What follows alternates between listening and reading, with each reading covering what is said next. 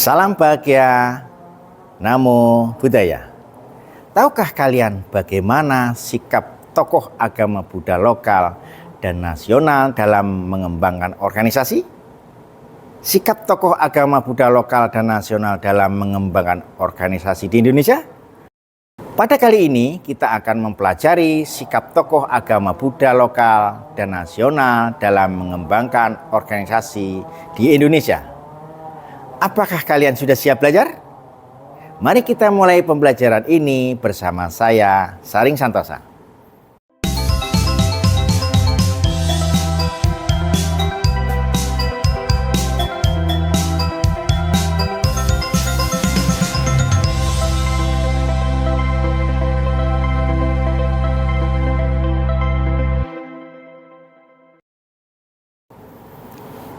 Tokoh Buddhis lokal dan nasional dalam pengembangan organisasi di Indonesia.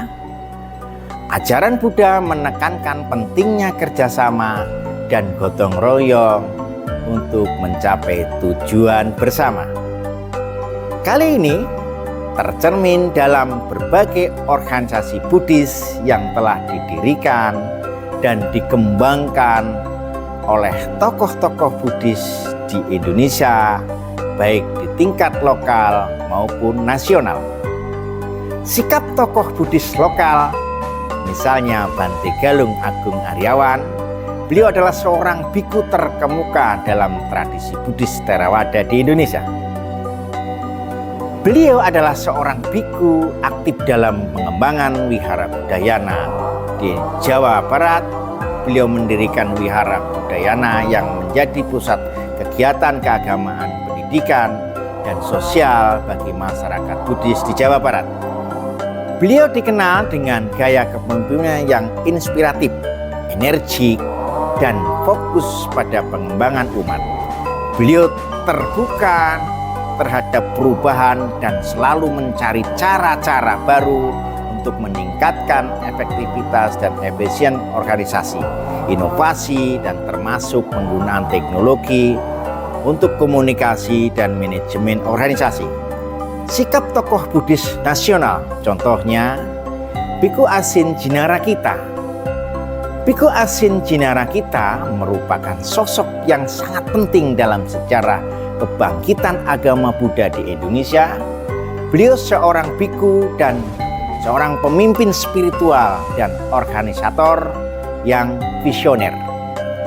Riwayat organisasi Biku Asin Jinarakita sangat erat kaitannya dengan upaya beliau dalam menghidupkan kembali tradisi Buddhis di Nusantara.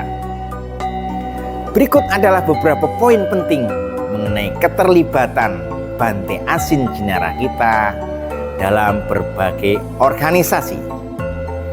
Pendiri Sangga Suci Indonesia.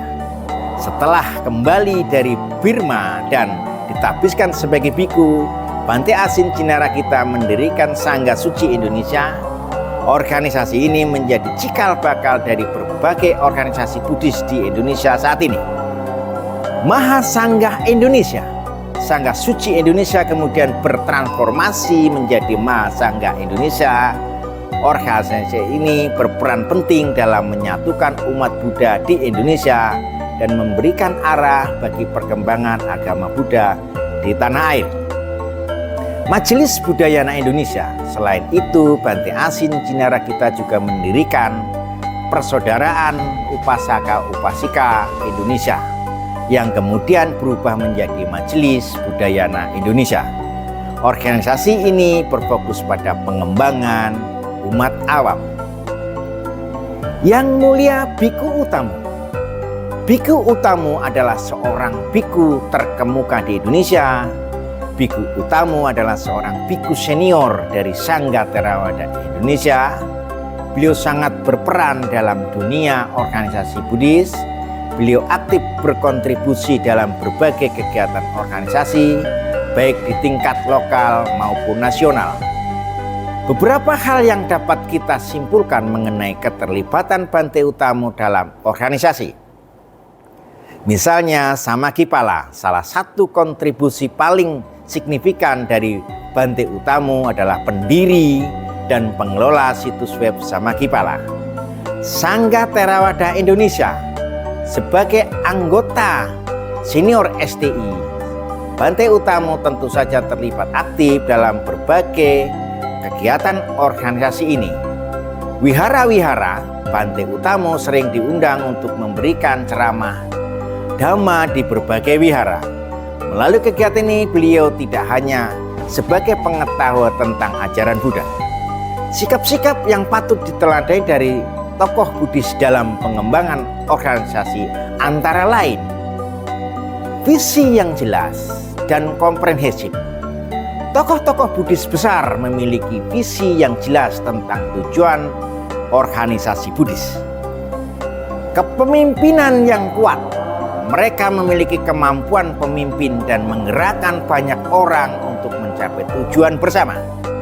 Keterbukaan terhadap perbedaan. Tokoh-tokoh Buddhis besar selalu terbuka dalam perbedaan. Fokus pada pengembangan umat. Mereka sangat peduli dengan kesejahteraan umat Buddha dan selalu berusaha untuk memberikan yang terbaik bagi mereka.